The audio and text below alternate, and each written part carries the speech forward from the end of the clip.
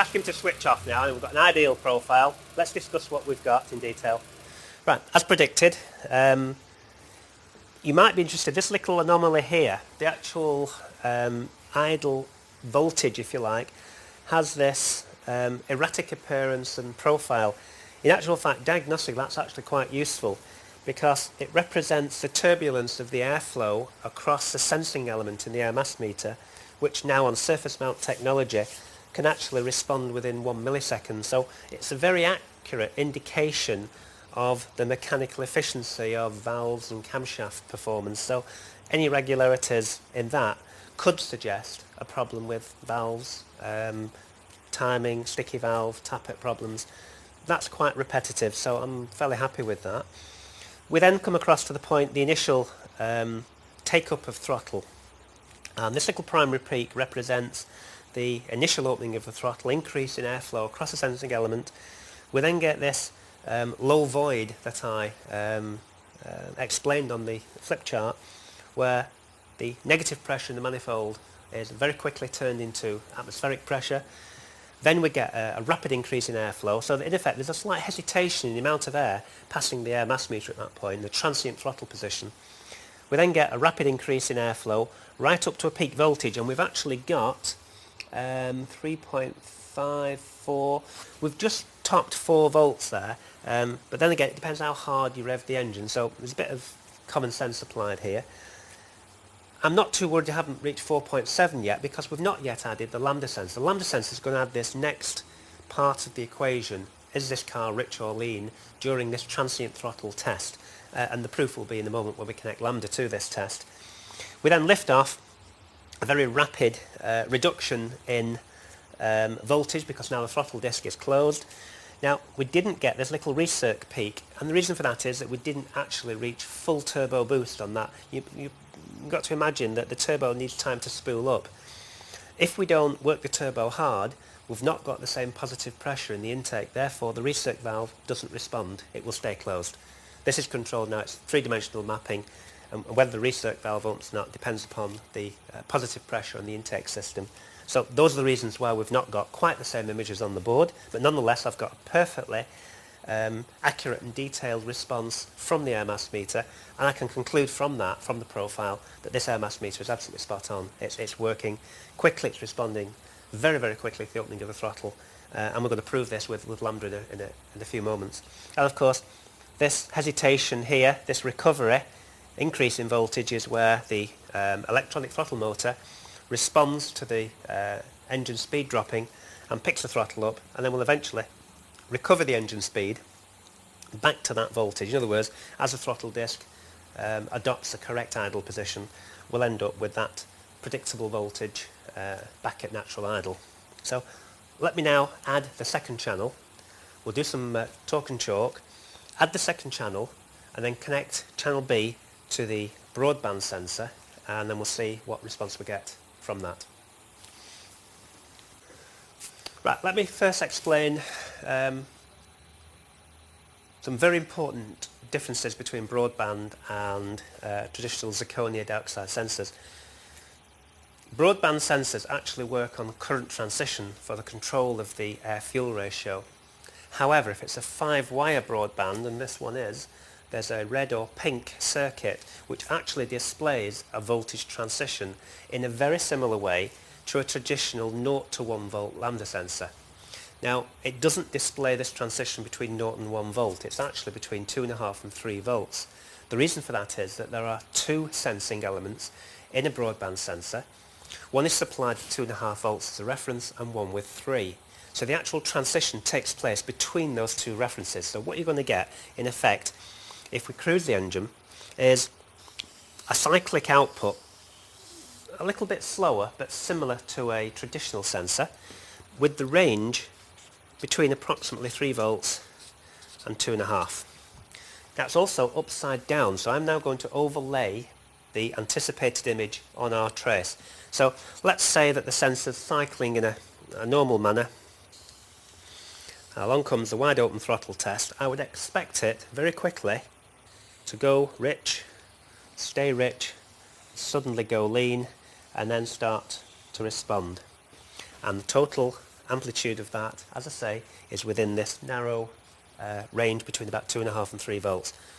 This part of the signal should then indicate very clearly that through this wide open throttle profile the engine is actually rich of normal, which is what we'd expect to be. And of course we can determine the sensors responding quickly, in other words it's an active and accurate sensor, by its recovery time here. Because on overrun the injectors are turned off, which means lots of oxygen in the exhaust, no fuel, therefore the voltage should go high. I am lean. So that's the anticipation. Let's see what we get in real life. I'm going to connect to the pink circuit on the broadband sensor, which is on the top left of the bulkhead, and I'm going to use this piercing probe, which has two functions really. By pulling back the shroud we expose a steel pin that very neatly holds the cable in position, and then by screwing in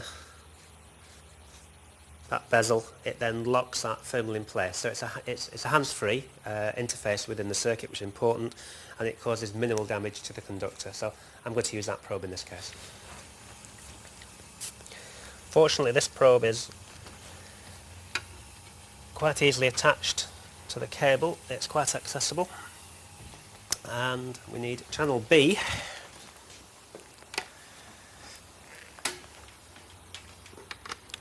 connected to the broadband sensor.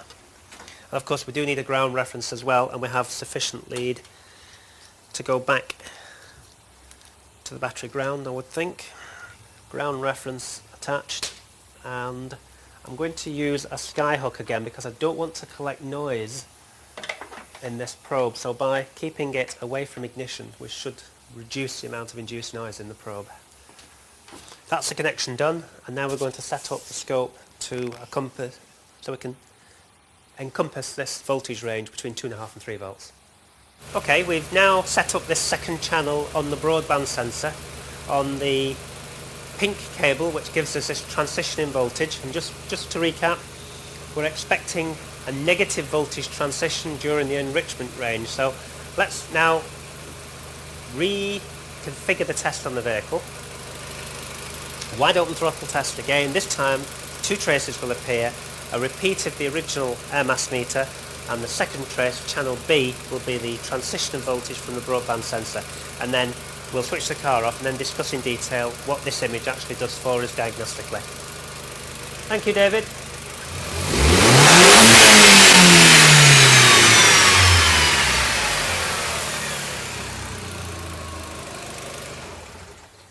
Okay, let's take a look. Absolutely textbook trace. If you don't get this image first time every time, because a lot of this depends on how you open the throttle, whether there are any noise spikes in the signal, so you might get some transient mistriggering during this test, but it's an absolutely superb test.